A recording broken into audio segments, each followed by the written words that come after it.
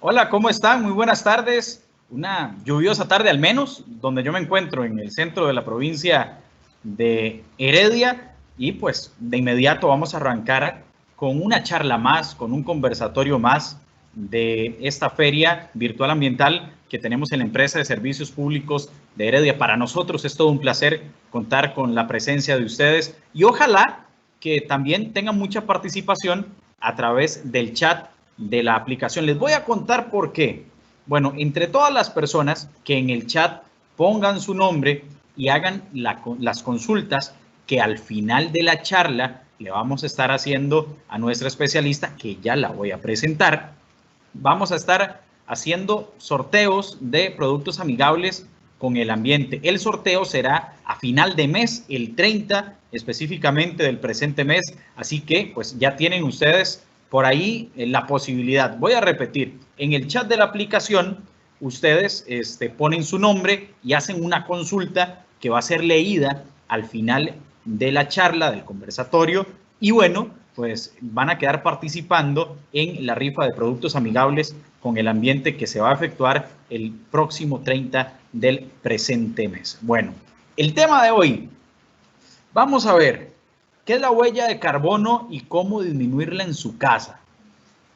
Qué difícil, ¿verdad? Al menos a mí el tema me cuesta un poquito, pero yo sé que a la ingeniera ambiental Verónica Vargas no le va a costar tanto explicarle a ustedes sobre este tema. Así que de inmediato, pues Verónica, nada más hago una salvedad antes de terminar de presentarte, recordarle a todos los asistentes que estas charlas son grabadas por la empresa de servicios públicos de Heredia y posteriormente vamos a estar subiéndolas al YouTube de la empresa, igualmente al Facebook, un resumen pequeño en el Facebook de la empresa, así que nada más para que los asistentes por ahí lo tengan claro. Ahora sí, Verónica, ¿qué tal? Muy buenas tardes. Yo te decía que donde estoy está lloviendo bastante, no sé si donde vos te ubicas también está lloviendo. ¿Qué tal?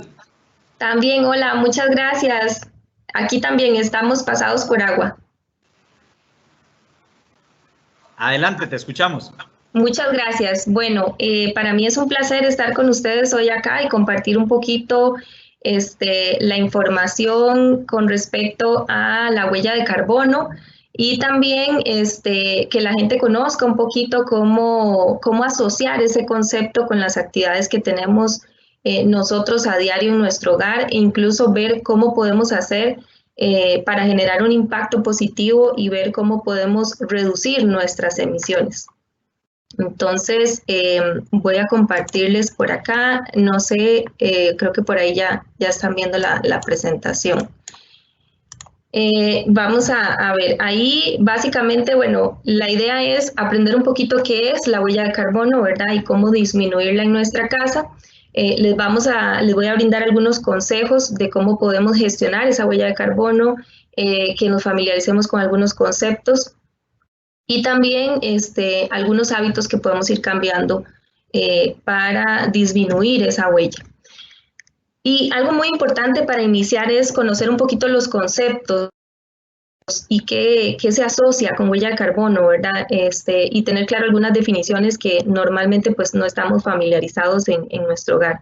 Básicamente, lo primero que tenemos que tener claro es qué es el efecto invernadero, y el efecto invernadero, a diferencia de lo que mucha gente cree que es un proceso totalmente provocado por el hombre, que es un proceso antropogénico, realmente el efecto invernadero es un proceso 100% natural, es un proceso que ha existido desde siempre, ¿verdad? Y es necesario para la vida en el planeta. Es necesario para poder mantener una temperatura constante en el planeta y para poder mantener una temperatura que sea apta para que nosotros habitemos este planeta.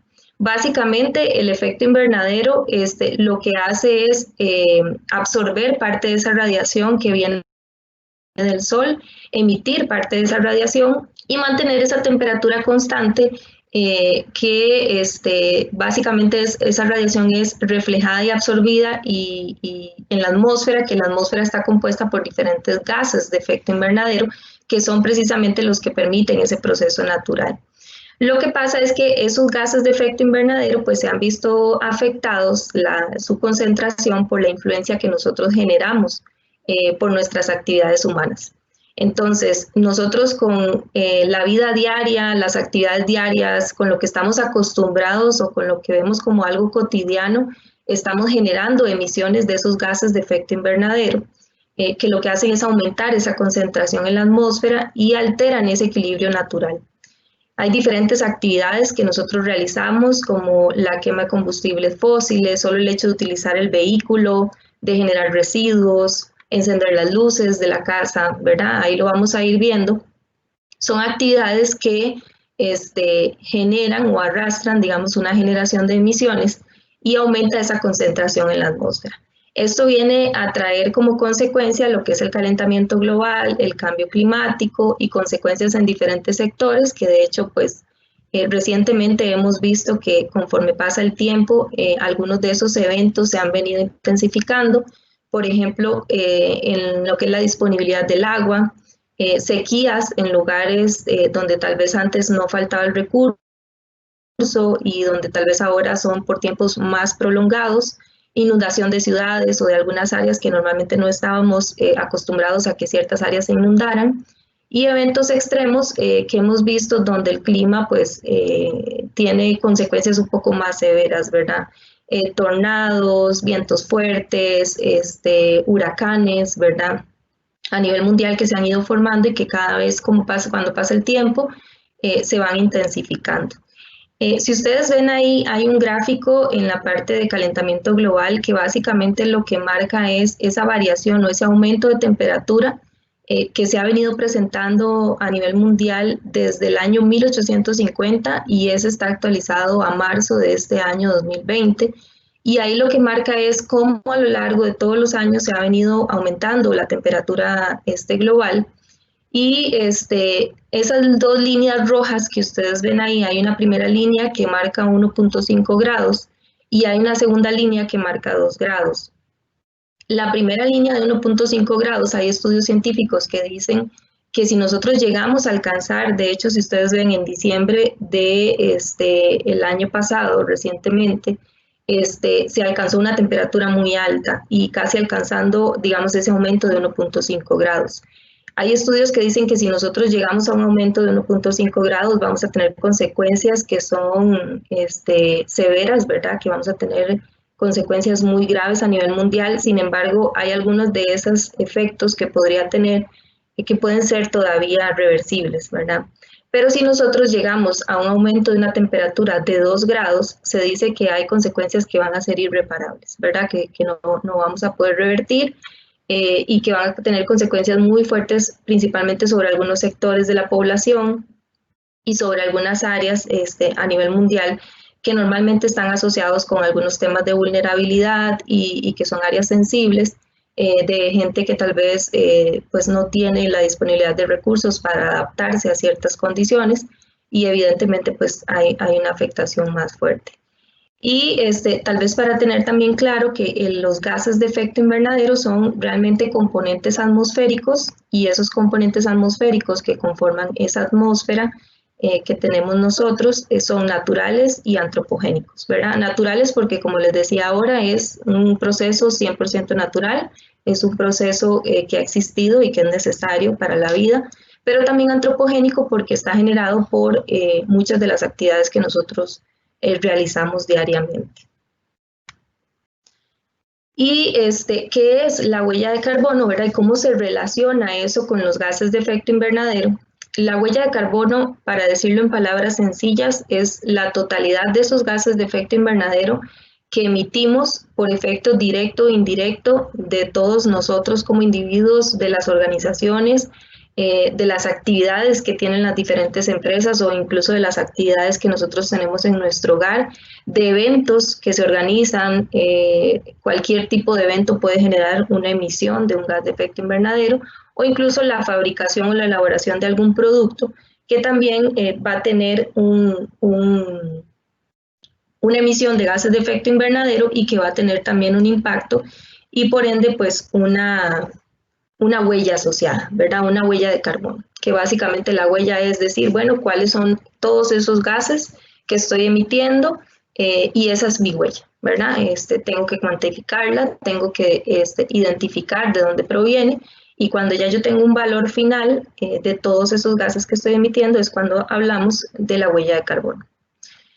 Hay diferentes tipos de gases que están incluso en su mayoría bien identificados y para efectos de lo que es cuantificación de huella de carbono, tanto en organizaciones como en eventos o productos, están claramente demarcados o definidos, ¿verdad? Y están regulados. Y a nivel internacional, pues básicamente los que se cuantifican y consideran para efectos de huella de carbono son el dióxido de carbono, que es el gas con mayor presencia en la atmósfera, el metano, y de hecho, bueno, el dióxido de carbono es uno de los gases que se emiten, por ejemplo, cuando quemamos combustibles fósiles.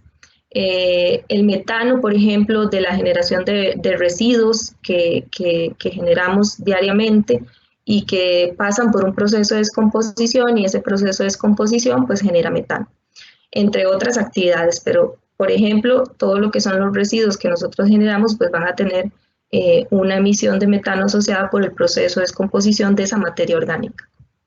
El óxido nitroso, por ejemplo, que es el N2O, ese óxido nitroso normalmente o asociado a actividades que nosotros podemos estar familiarizados en el hogar, podría decirse que está directamente vinculado con lo que es la aplicación de abonos nitrogenados, por ejemplo.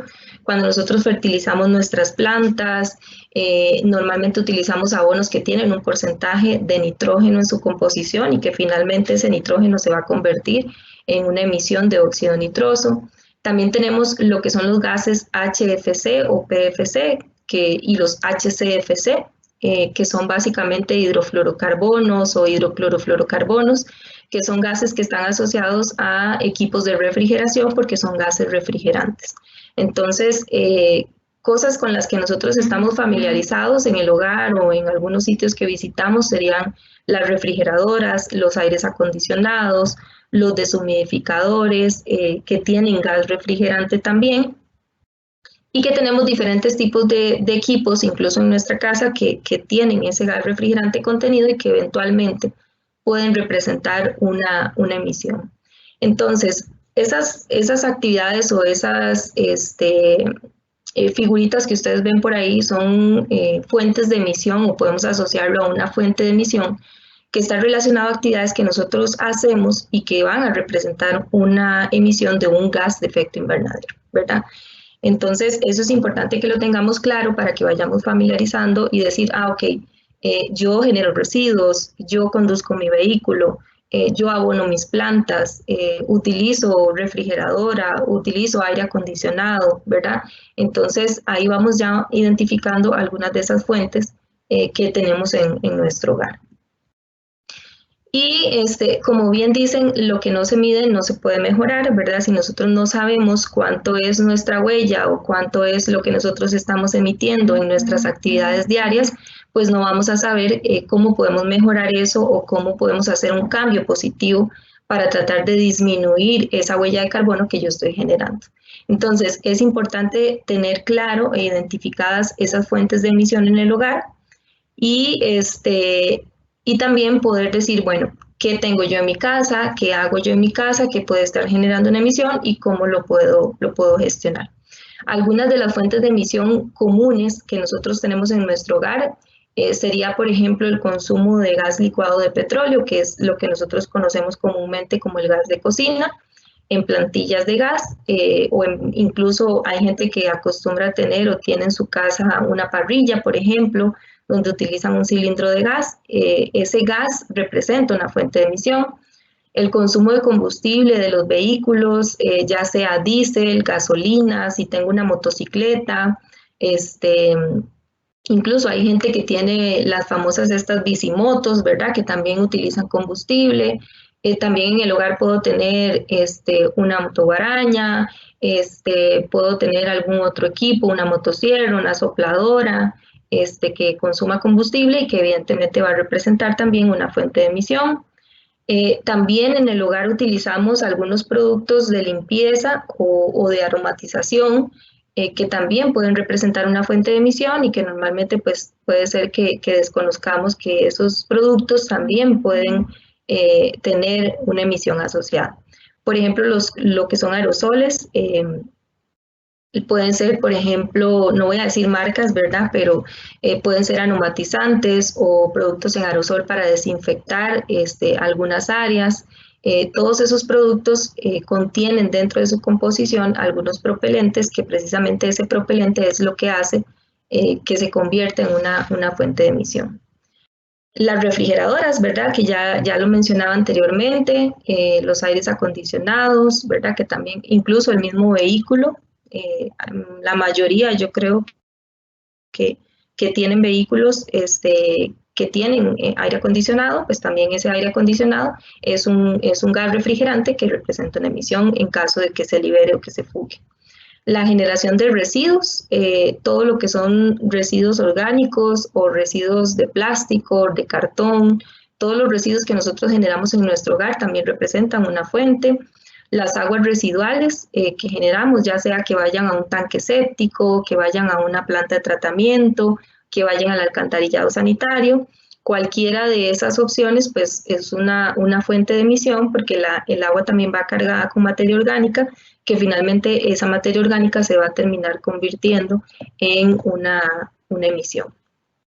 Y lo que mencionaba ahora, por ejemplo, el uso de abono en las plantas, ¿verdad? O en el jardín, que eventualmente también cuando yo lo aplico va a sufrir un proceso químico que va a liberar óxido nitroso. Ese nitrógeno que contienen esos abonos, esos fertilizantes, se va a convertir eventualmente en óxido nitroso, que ya mencionamos que es un gas de efecto invernadero. Y el consumo de electricidad, que también es una de las fuentes, pues que prácticamente lo tienen todas nuestras casas, todos nuestros hogares, las empresas, la industria, que es una fuente, incluso en muchos, es la fuente quizás más significativa. Y no es, por ejemplo, tal vez que cuando yo enciendo la luz o cuando enciendo un electrodoméstico se está generando en ese momento la emisión, pero sí hay una emisión asociada a la generación de electricidad, que es lo que me permite a mí cuantificar cuánto es lo que representa ese consumo que yo estoy teniendo en kilowatt hora, cuánto representa en emisión de gas de efecto invernadero. Recordemos que en el caso de Costa Rica, pues tenemos una matriz eléctrica bastante limpia, tenemos fuentes renovables que nos permiten incluso pasar la mayor parte del año con una generación renovable y limpia, digamos, baja en emisiones. Y eso hace que tal vez el factor que nosotros tenemos de emisión, o sea, es decir, lo que se emite en CO2 equivalente por cada kilowatt hora que una persona consume en Costa Rica, es muchísimo menor que lo que se puede generar en emisiones en otros países que utilizan o que su matriz eléctrica está basada 100% en generación térmica o en otros tipos de generaciones que generan una mayor cantidad de gases de efecto invernadero. Entonces, en nuestro caso, básicamente, esas emisiones que se cuantifican por el consumo de electricidad son emisiones que se arrastran de los diferentes tipos de generación, que en el caso de Costa Rica, pues las que se les carga una emisión serían la fuente térmica, que es básicamente utilizan diésel y búnker para generar electricidad. Algunas emisiones de metano de los embalses de las plantas hidroeléctricas y lo que es un menor porcentaje, pero que también representa una emisión, es en el caso de combustión de biomasa y en el caso también de generación geotérmica, ¿verdad? Entonces, teniendo claro cuáles son algunas de esas fuentes de emisión que nosotros tenemos en nuestro hogar y teniéndolas identificadas, podemos proceder a calcular cuánto estoy emitiendo yo de cada una de esas fuentes de emisión que tengo en nuestra casa. Para eso hay algunas herramientas, ustedes en internet pueden buscar, hay diferentes herramientas que sean confiables o no, eso es un poco diferente, hay algunas que son un poco más confiables, hay otras que no tanto y además porque utilizan factores de emisión que tal vez están muy lejanos a la realidad de Costa Rica. Eso depende mucho de la selección de la herramienta que yo utilice, en el caso de herramientas en línea. Pero, por ejemplo, si ustedes quisieran hacer una aproximación de cuánto es lo que se emite por algunas de las actividades o, por ejemplo, actividades principales, en algunos casos que esté directamente relacionado con su hogar o en algunos casos que esté directamente relacionado con su actividad diaria, por ejemplo, laboral, Si quisieran saber cuánto emiten, por ejemplo, si ustedes hacen un viaje aéreo internacional o si hacen un viaje aéreo nacional, si se trasladan de forma terrestre de un sitio a otro utilizando algún medio de transporte, en este caso algún vehículo. Por ejemplo, en caso de que utilicen aires acondicionados y en el caso de consumo de energía eléctrica, FONAFIFO pone o tiene a disposición en su página web, que de hecho por ahí les dejé el link, una calculadora donde ustedes pueden calcular sus emisiones de gases de efecto invernadero de esas 5 actividades y ustedes podrían estimar cuánto es lo que representan emisiones cada una de esas actividades que pueden realizar por mes, por año, por día, incluso si ustedes quisieran calcular algún evento que realizaron o cuánto emiten en su traslado desde la casa al trabajo, cuánto emiten ir al supermercado o cuánto emiten, por ejemplo, en utilizar el vehículo de forma mensual para hacer el súper, para citas médicas, traslado de los chicos a la escuela, ir al trabajo, ¿verdad? Entonces es una herramienta fácil y accesible que podrían utilizar para calcular más o menos cuánto es su huella de carbono en alguna de estas actividades. Pero para que ustedes comprendan un poquito qué es lo que está detrás de ese cálculo, hay una fórmula base para calcular las emisiones y básicamente se compone de 3 cosas, que es un dato de actividad. Cuando nosotros vamos a calcular nuestra huella de carbono necesitamos un dato de actividad. ¿Y a qué me refiero yo con un dato de actividad? Bueno, ¿cuántos litros de diésel consumo yo? ¿Cuántos litros de gasolina? ¿Cuántos kilowatt-hora consumo? ¿Cuántas libras o litros de gas estoy consumiendo también en el cilindro de gas en la casa? ¿Cuántos kilogramos de residuos estoy generando? Esos son datos de actividad que son necesarios para poder estimar cuántos son las emisiones asociadas, ¿verdad? Entonces, si yo utilizo un vehículo o en mi casa hay 2 vehículos, uno de gasolina y otro de diésel, como mínimo debería tener la cantidad de litros que yo consumo en el uso diario de esos vehículos, y si yo llevo un registro, hay gente que acostumbra a llevar un registro e incluso el rendimiento de su vehículo, y acostumbra a llevar esos registros y se pueden utilizar para poder calcular esa emisión. Otro de los componentes para la fórmula es tener un factor de emisión, que básicamente un factor de emisión lo que me dice es, o lo que me relaciona es ese dato de actividad con una cantidad de emisiones de CO2, de metano o de óxido nitroso que se esté generando.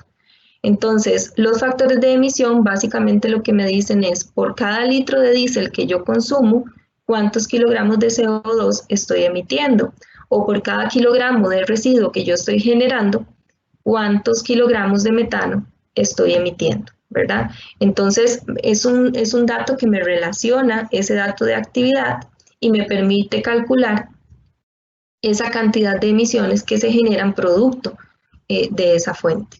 Y por último, el potencial de calentamiento global, que tal vez acá, eso es como cuando a uno le decían en la escuela que usted no puede sumar papas con chayotes ni manzanas, sino que todo, cuando uno calcula una huella de carbono, todo tiene que estar representado en una unidad equivalente.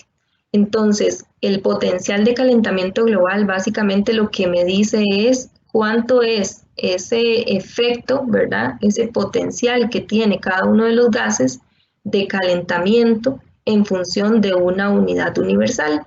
Y esa unidad universal es el CO2. ¿Por qué el CO2? Porque es el gas con mayor presencia en la atmósfera, es el gas más representativo, que tiene un alto porcentaje, y esa es la unidad que se utilizó de referencia a nivel mundial para poder reportar los inventarios de emisiones, para poder reportar el cálculo de una huella de carbono. Esa es la unidad de referencia. Entonces, por ejemplo, puede ser que yo al abonar mis plantas genere emisiones de óxido nitroso, pero yo no lo puedo reportar en óxido nitroso, sino que tengo que reportarlo en CO2. Y para poderlo reportar en CO2 es que me brindan a mí esos potenciales de calentamiento global. Si ustedes ven por ahí, por ejemplo, el dióxido de carbono tiene un potencial de 1, el metano tiene un potencial de 21. ¿Qué quiere decir esto? Que por cada kilogramo de CO2 que yo emita es 1 kilogramo de CO2, pero por cada kilogramo de metano que yo emita es como si estuviera emitiendo 21 kilogramos de CO2. En el caso del óxido nitroso, que es el N2O, básicamente esa relación lo que me dice es que por cada kilogramo de óxido nitroso que yo emito, es como si estuviera emitiendo 310 kilogramos de CO2. Entonces, básicamente es, bueno, si yo emito metano y óxido nitroso, tienen un efecto o un potencial muchísimo más grande en calentamiento global que el CO2, ¿verdad? Entonces, lo que queremos es representar los diferentes gases en una unidad equivalente y poder comparar ese impacto que tiene. Les voy a mostrar un ejemplo de un Excel y voy a ponerles por ahí algunos datos para que ustedes tengan una idea de los resultados que puede tener uno en el cálculo de huella. Entonces, vamos a ver, déjenme por acá. Ok.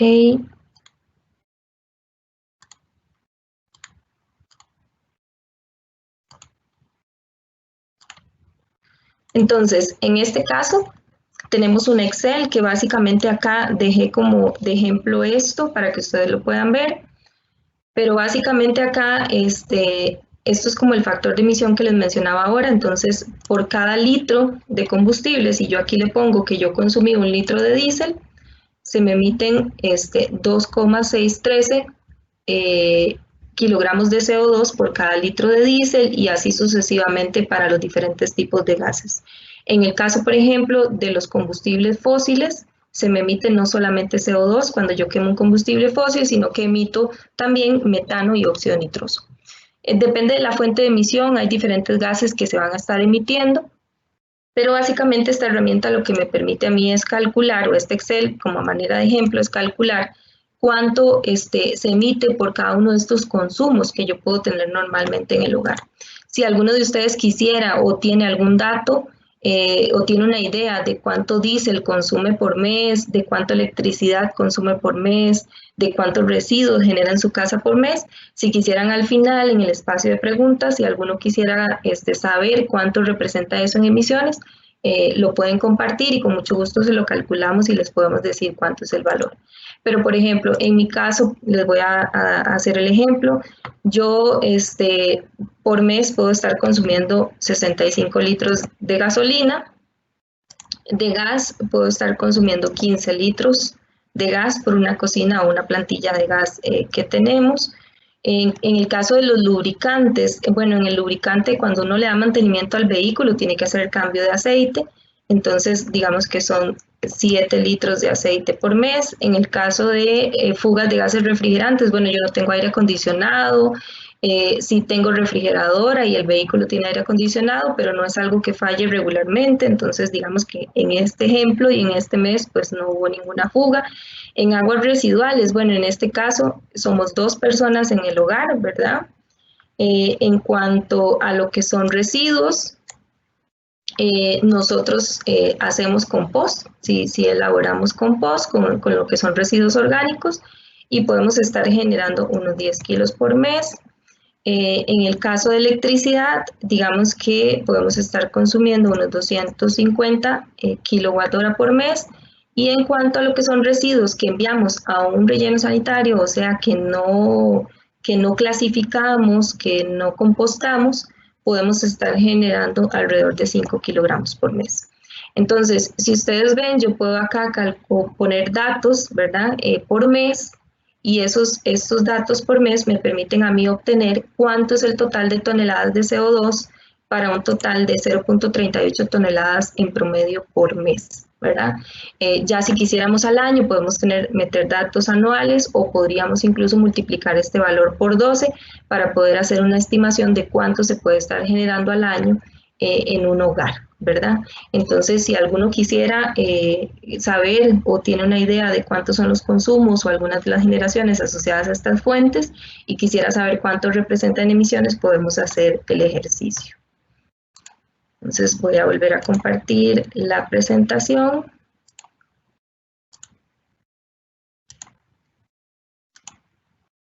Okay.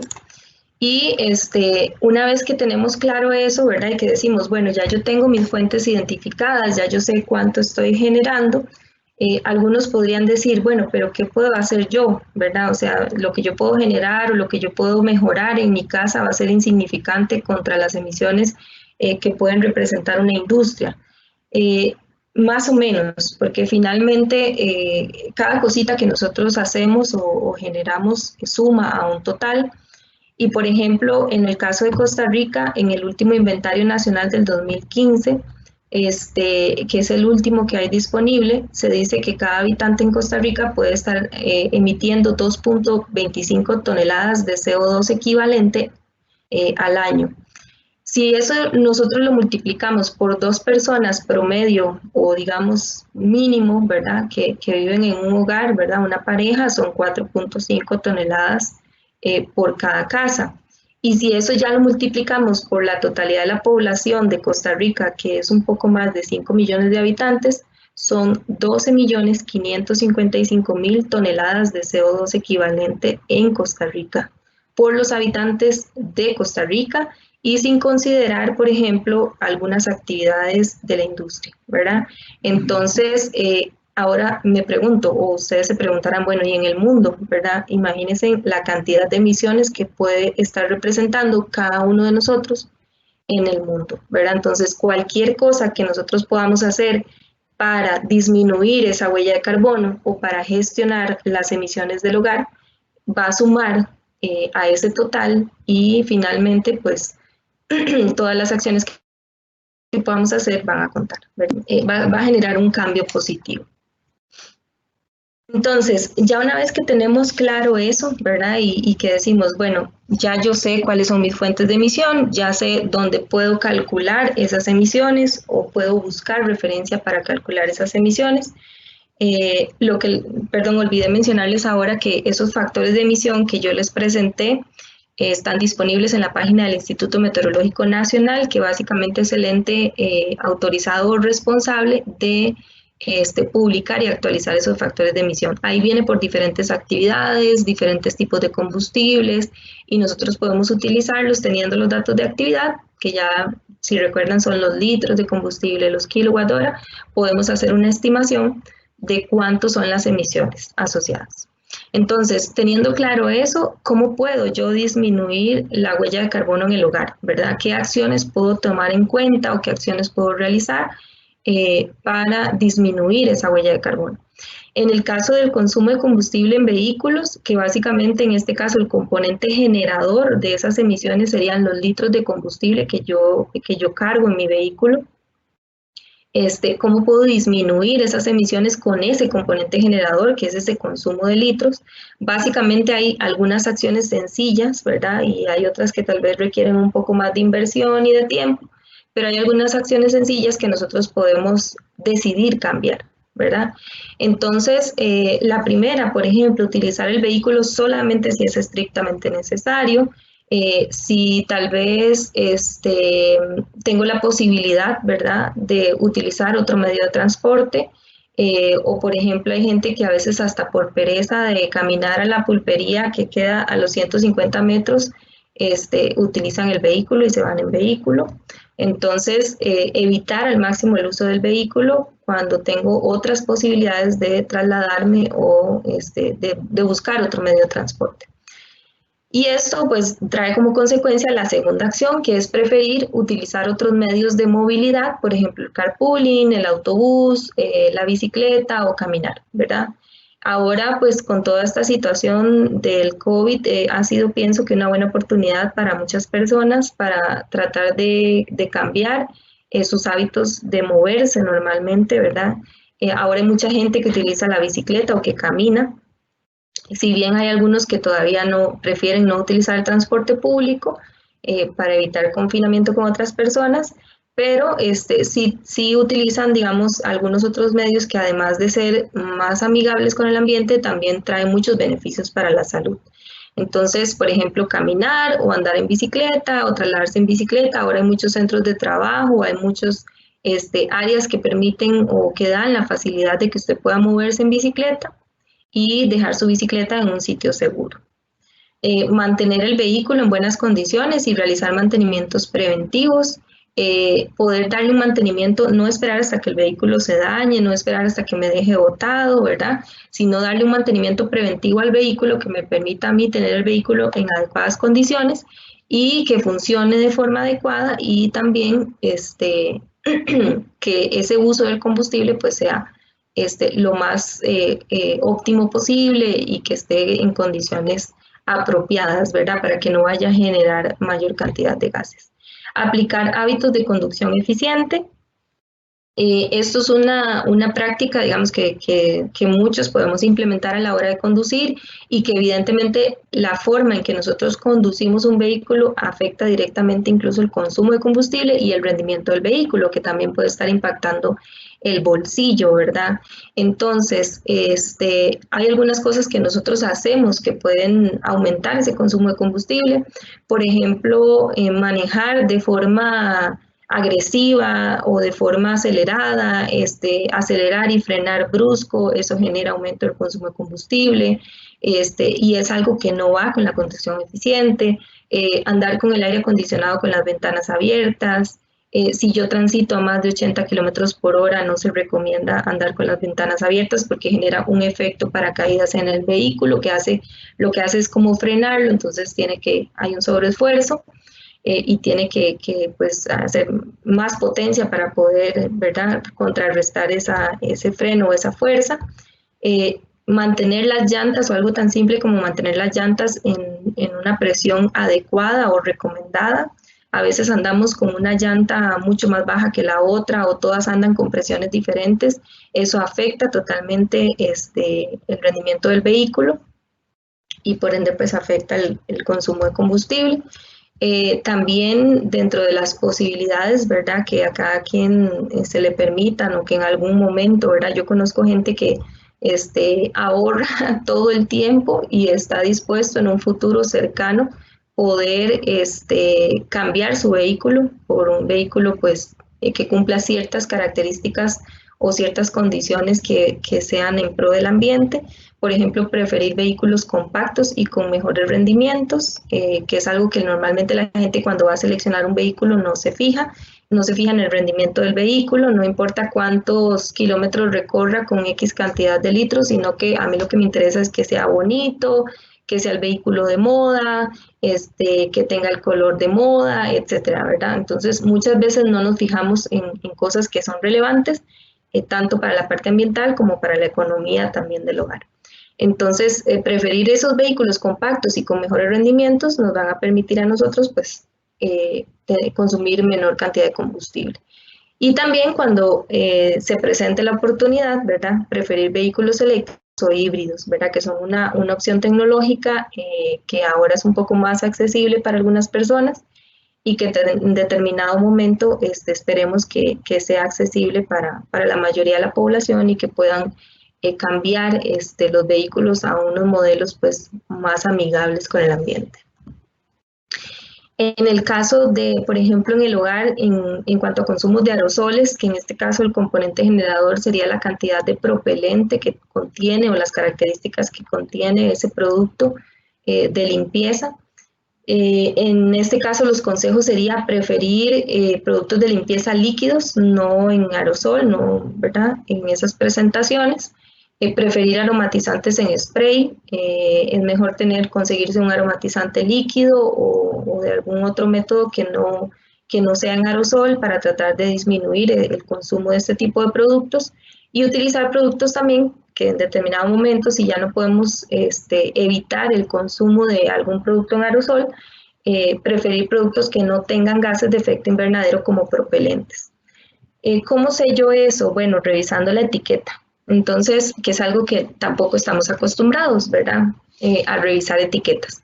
Entonces, revisando la etiqueta y los ingredientes que contienen, yo puedo darme cuenta si tal vez tienen algún propelente que normalmente utilizan, butano, propano, un HFC también, que son hidrofluorocarbonos, que viene siendo un tipo de gas refrigerante, que son componentes que se utilizan como propelentes para hacer que el producto pues salga expulsado y que representan una fuente de emisión. Entonces es informarnos un poquito en lo que contienen y en qué están compuestos esos productos, y hacer una mejor selección.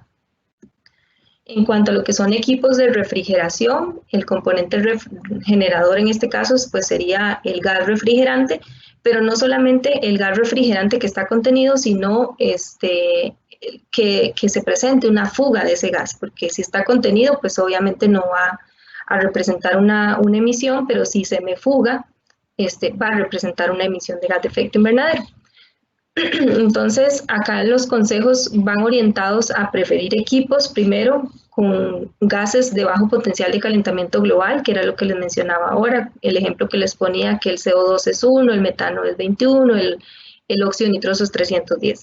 En el caso de los gases refrigerantes, que normalmente los conocemos como R12, R22, R404, R134, esos gases refrigerantes también tienen potenciales de calentamiento global y muy altos, en su mayoría. Ahora están saliendo gases refrigerantes, como por ejemplo el R600, que son gases refrigerantes que tienen potenciales de calentamiento global muchísimo más bajos que los convencionales. La mayoría de las refrigeradoras modernas ahora tienen gas R600, que realmente en comparación con una convencional, por ejemplo, con una R134, que casi que todas las refrigeradoras o incluso los vehículos, el gas refrigerante que utilizan es 134A, su potencial es de 1430, mientras que el R600 tiene un potencial de 3, ¿verdad? Entonces, evidentemente no es lo mismo que se me fugue a mí 1 kilogramo de R134 a que se me fugue 1 kilogramo de R600. Después, realizar mantenimientos preventivos de los equipos, ¿verdad? Siempre tener un mantenimiento adecuado de los equipos es un buen hábito para tratar de evitar que eventualmente se presente una fuga, como quien dice, sobrecargarlo, dejarlo que se dañe, que se deteriore, y cuando me doy cuenta, fugó todo el gas, ¿verdad? Entonces se dañó. Y por último, pues estar atento al funcionamiento de la refrigeradora, para identificar, ¿verdad?, que si mi refrigeradora no está enfriando como normalmente lo hacía, si hay cosas en el congelador que tal vez ya no están como antes, ¿verdad?, o no está congelando bien. El funcionamiento es algo que yo tengo que estar pendiente para saber si mi equipo está funcionando de forma adecuada y eventualmente identificar si incluso está presentando alguna fuga de ese gas refrigerante y por eso no está manteniendo la temperatura que normalmente mantiene o debería de tener. En el caso de los residuos sólidos, el componente generador en este caso es, bueno, la generación y la disposición de esos residuos. Y en este caso, ¿cómo hago yo para disminuir esa generación o esa disposición? Bueno, o cambiar la disposición. En este caso, lo primero es evitar al máximo la generación de residuos, que es algo que ya hemos venido como a nivel nacional, hemos venido como modificando ciertas conductas y haciendo muchas campañas de evitar al máximo la generación de residuos, reducir todo lo que se pueda, reutilizar todo lo que se pueda y por último, pues reciclar, ¿verdad? Yo puedo evitar esa generación de residuos cuando voy al supermercado, por ejemplo, puedo llevar mi bolsa de tela, rechazar lo que son bolsas de plástico, puedo incluso seleccionar ciertos productos que no vengan empacados, ¿verdad? Hay gente que ahora, bueno, el supermercado te da mucha cantidad de opciones de productos y presentaciones. Y hay gente que compra, por ejemplo, el tomate en bandeja plástica, el brócoli en bandeja plástica y ya picado, la coliflor también, o tal vez la lechuga en una bolsa plástica también, y así sucesivamente un montón de ofertas, digamos, que tenemos o disponibilidad de presentación de productos que hay en el supermercado y que tal vez lo que hace la diferencia es esos criterios de selección que nosotros tomamos a la hora de ir al supermercado y adquirir un producto. Entonces, evitar al máximo la generación de residuos y decir, bueno, voy a rechazar esto porque me va a generar mayor cantidad de residuos. Después, si ya yo no pude evitar esa generación, bueno, clasifico mis residuos, ¿verdad? Voy a separar, digamos, en orgánicos, en lo que son envases, aluminio, papel, cartón, y ya lo que son residuos ordinarios, bueno, ni modo, se van a relleno sanitario y que se los lleve el camión recolector. Pero antes de eso, separar la mayor cantidad de residuos porque estoy evitando mandar una mayor cantidad de residuos a relleno sanitario, ¿verdad? Que también tiene una emisión asociada. Separar esos residuos orgánicos y realizar compostaje es una alternativa para poder gestionar de forma adecuada lo que yo estoy generando y poder disminuir esa huella de carbono. Por ponerles un ejemplo, si yo envío 1 kilogramo de residuos al relleno sanitario contra 1 kilogramo de residuos o de residuos orgánicos que envío al relleno sanitario contra 1 kilogramo de residuos que puedo compostar, estaría reduciendo alrededor de un 80% las emisiones, ¿verdad? Entonces es una buena alternativa que yo puedo hacer en casa, lo puedo hacer en pequeñito. Si no tengo espacio suficiente, ahora venden algunos equipos o dispositivos que podemos utilizar para hacer compostaje en el hogar. Por ejemplo, hay unas tómbolas que básicamente usted carga ahí el residuo, trae como un producto que lo que hace es absorber la humedad y también ayuda, digamos, a ese proceso de descomposición y a mezclar con los residuos que voy generando. Y yo le doy vuelta cada cierto tiempo hasta que ya el residuo esté compostado y que yo lo pueda utilizar incluso como abono en la casa, ¿verdad? Entonces son algunos de los consejos que podemos aplicar para disminuir las emisiones en cuanto a la generación de residuos. En cuanto a aguas residuales, básicamente aquí lo que influye es la cantidad y la calidad del agua que yo estoy generando. Reducir el consumo de agua y consumir solamente la cantidad de agua necesaria es un hábito, digamos, que ayuda mucho en disminuir esa huella de carbono, en disminuir las emisiones asociadas, porque entre mayor cantidad de agua que yo genere, pues va a estar directamente relacionado con la cantidad de emisiones que se vayan a generar. Separar los sólidos del lavado de utensilios de cocina, por ejemplo. Hay gente que normalmente todo lo que son residuos de comida, todos los sólidos de lavado de platos, van al fregadero y de ahí se van a la tubería y van al tanque séptico, ¿verdad? O van al alcantarillado o van, por ejemplo, a la planta de tratamiento. Todos esos sólidos que yo pueda separar, lo que estoy haciendo es disminuyéndole la carga orgánica de esas aguas y va, digamos, a impactar en la cantidad de emisiones que se puedan generar. Entonces, esos sólidos incluso yo los puedo separar y los puedo compostar y agregarlos, digamos, con los otros residuos orgánicos que yo puedo generar en la casa y utilizarlos para el compostaje. Evitar el uso de productos que afecten el adecuado funcionamiento del tanque séptico, por ejemplo. En este caso, uno de los más comunes que utilizan en los hogares es el cloro, y el cloro lo que hace es pues matar muchas de las bacterias que se encargan de ese proceso de descomposición, que si bien es cierto esas bacterias pues son las que generan en cierto modo pues esa emisión, pero también si yo altero ese adecuado funcionamiento o ese equilibrio que debe tener ese sistema de tratamiento, también se va a ver afectado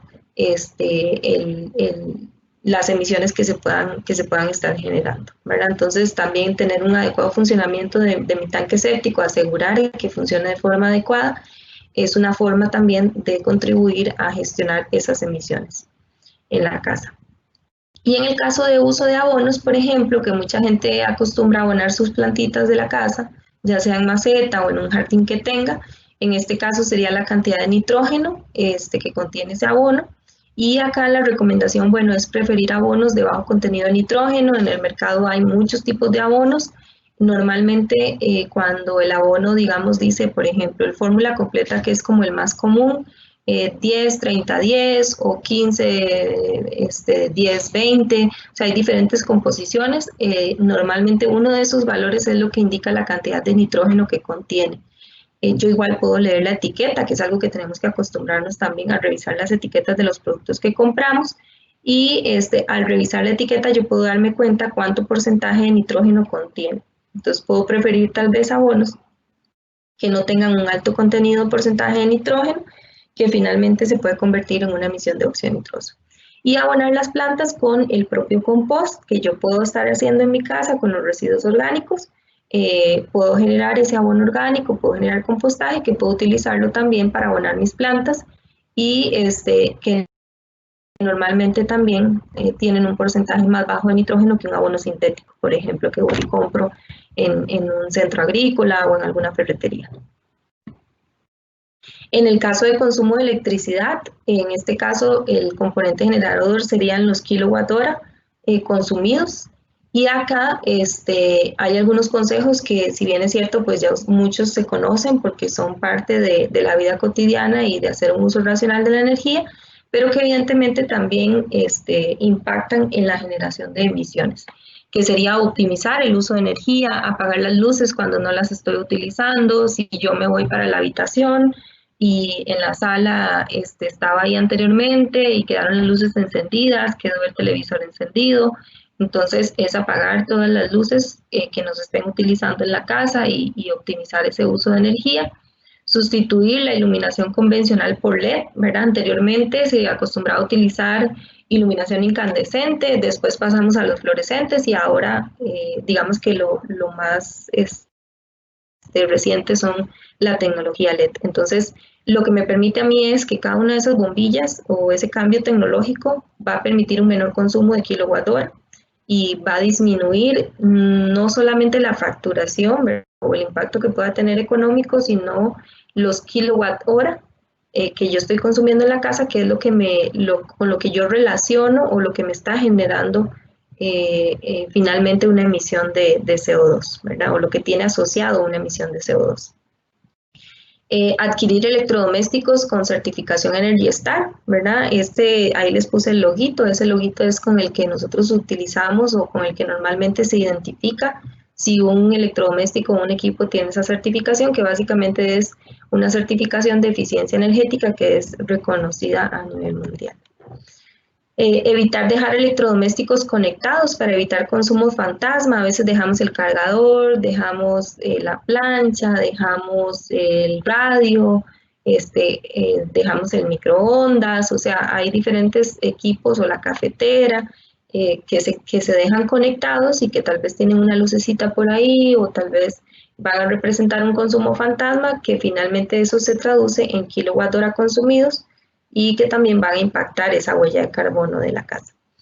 Aprovechar al máximo la luz natural.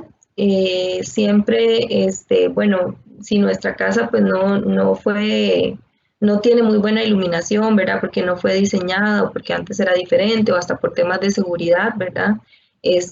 No hay suficiente iluminación, pues tratar en ciertas horas del día aprovechar al máximo los espacios que tienen mayor cantidad de luz natural o que tienen mayor la posibilidad de poder aprovechar esa iluminación natural del día y así evitar mantener luces encendidas o algunos consumos de energía de forma innecesaria. Reducir el tiempo de uso de aparatos electrónicos o eléctricos. En este caso, por ejemplo, que muchos hogares pues tienen las termoduchas, ¿verdad? O la ducha que tienen resistencias que evidentemente pues consumen mucha energía y a veces hay gente que se queda en el baño cantando, bailando, ¿verdad? Entonces eso alarga el tiempo que permanecemos en la ducha y también alarga el tiempo que ese equipo o ese aparatito va a estar consumiendo energía eléctrica. Entonces sí es importante, aparte por un tema de uso de agua y de generación de aguas residuales, que ya vimos que también puede ser un componente generador de emisiones, en este caso también estaríamos reduciendo el consumo de energía eléctrica.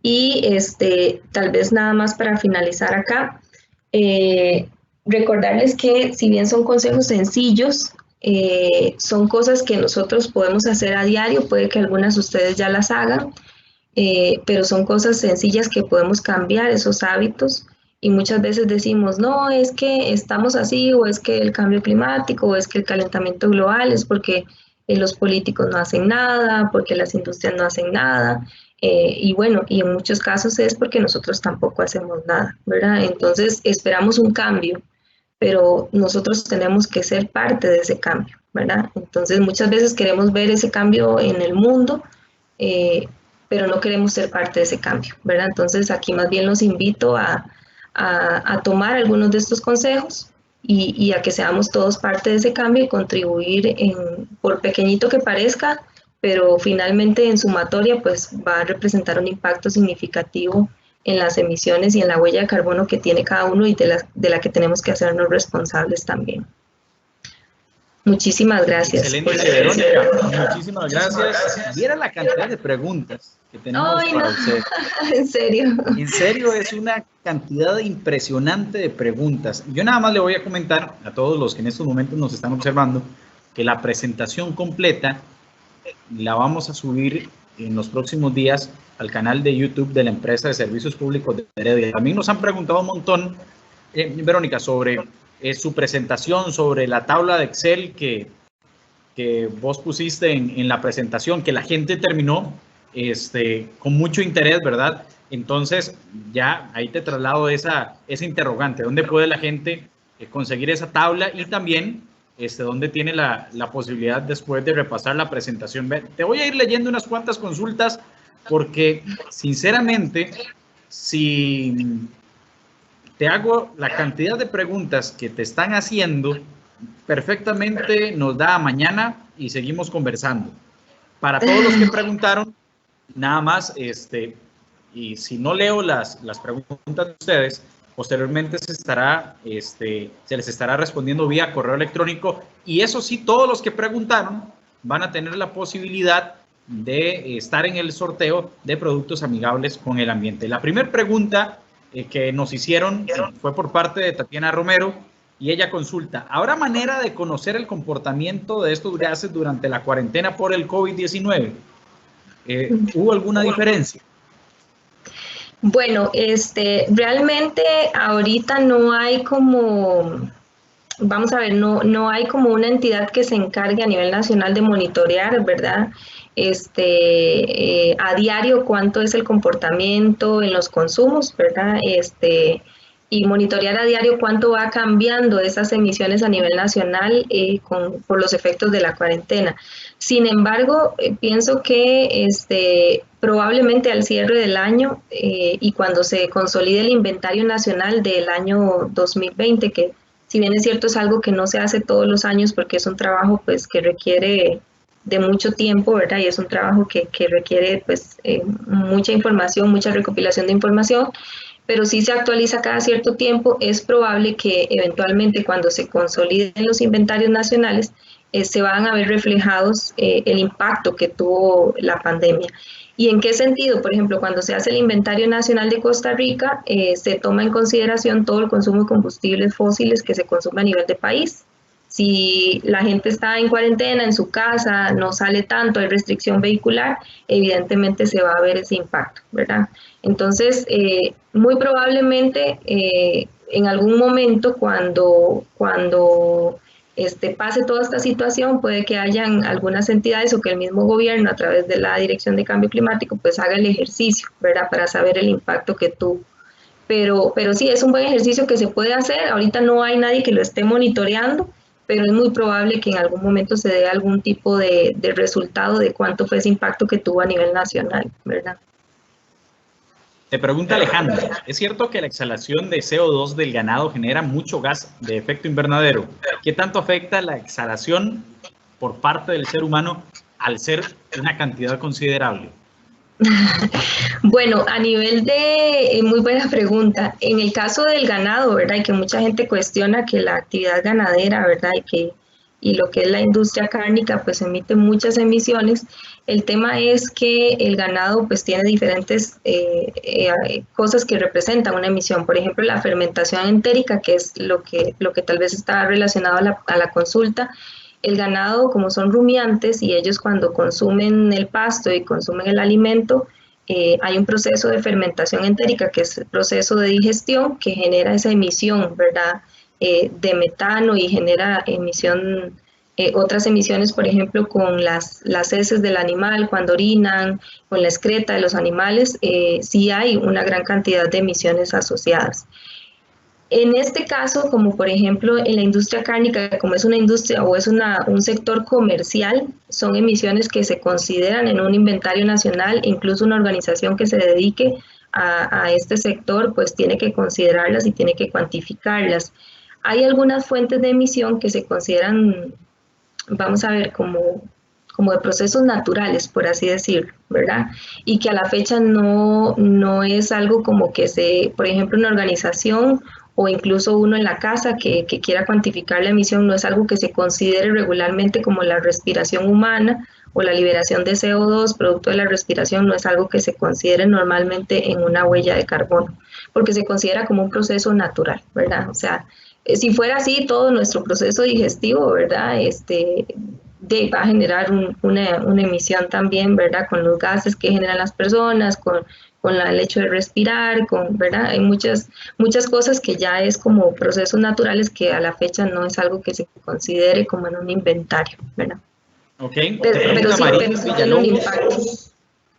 Que en promedio, ¿cuál es la huella de carbono de una persona? Aquí en Costa Rica, la última actualización que hay, que es del 2015, es de 2.25, si no me equivoco, 2.25 toneladas de CO2 equivalente por persona. Ese es más o menos el promedio. Ok, esta pregunta yo creo que está bastante interesante. La hace Alejandro. Para la gente que le gustan las plantas y demás, él consulta qué plantas puedo utilizar en mi casa o trabajo que absorban más CO2. Bueno, eso es una pregunta que quizás yo ahorita no podría darle como con exactitud con nombres de plantas, porque tal vez no es como mi área específica. Sí hay plantas que tal vez por sus características, ¿verdad? O por su crecimiento, fijan mayor cantidad de CO2, ¿verdad?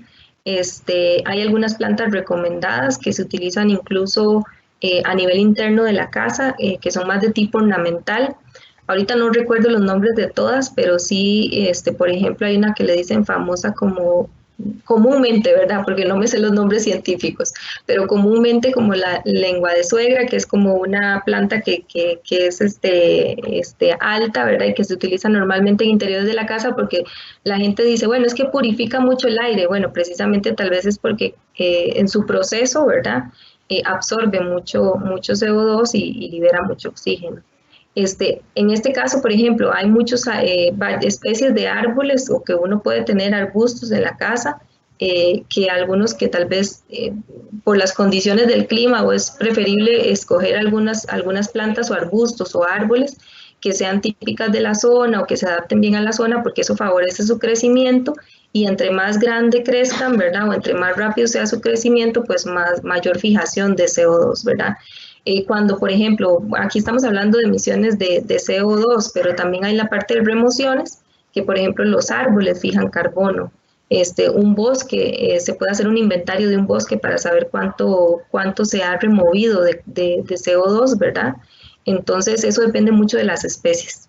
Pero igual después podríamos buscar información de cuáles son las plantas que mejor pueden favorecer a purificar el aire que finalmente pues que fijen mayor cantidad de carbono. Y aquí la gente como que se preocupó bastante por el tema de las plantas. Dice, ¿existen o se pueden hacer en casa abonos para las plantas que no generen gases de efecto invernadero? Bueno, siempre los abonos, aunque sean orgánicos, van a tener en su composición, ¿verdad? Cosas que van a finalmente a emitir a tener una emisión, ¿verdad? Lo que sí podríamos es seleccionar, que era lo que decía ahora, algunos abonos o orgánicos o incluso que nosotros podemos hacer en la propia casa, ¿verdad? Que desde el compostaje, el lombricompost, que tienen un menor porcentaje de nutrientes que finalmente se van a traducir en emisiones, ¿verdad? Que en este caso sería un menor porcentaje de óxido nitroso, perdón, de nitrógeno que finalmente se va a convertir en una menor cantidad de óxido nitroso. Entonces, preferiblemente, pues, abonos que sean orgánicos y abonos que no sean sintéticos con un alto porcentaje de nitrógeno. Bien, excelente. Muchísimas gracias. Le repito a todos los que preguntaron, las respuestas le van a estar llegando también a su correo electrónico. Y el tema de la presentación, no me dijiste nada del gráfico en Excel que pusiste, que la gente estaba preguntando. Y la presentación, ¿dónde puede conseguirla también la gente? Bueno, entiendo que ustedes van a compartir, ¿verdad? Parte de la presentación, ¿verdad? Igual el gráfico en sí o más bien el cálculo, el Excel, bueno, ahí podríamos, no sé, tal vez a través de la empresa de Servicios Públicos de Heredia, alguna de las plataformas que tienen ustedes, podríamos compartir, o incluso que la gente escriba, los que quieran, ¿verdad? Se les puede compartir ese cuadrito de Excel para simplificar el cálculo para el que quiera conocer más o menos cuánto es su huella de carbono del hogar, y poderles facilitar esa herramienta, y que puedan hacer el cálculo. Se les podría compartir, no hay ningún problema. Excelente, y nada más les voy a contar entonces a los participantes en el YouTube de la empresa de servicios públicos de Heredia. Va a estar la charla completa en unos cuantos días y perfectamente podemos compartirles en el Facebook esa tablita, ese gráfico en Excel que Verónica estaba, o que les expuso a todos ustedes. Verónica, muchísimas gracias a todos ustedes también por la participación. Estuvo súper interesante, tuvimos una muy buena cantidad de consultas y les repito a todos los que hicieron las preguntas, que dejaron su nombre completo, van a estar participando en rifas de productos amigables por el ambiente. La rifa se va a hacer a partir del próximo 30 de junio. Así que a todos ustedes, muchísimas gracias.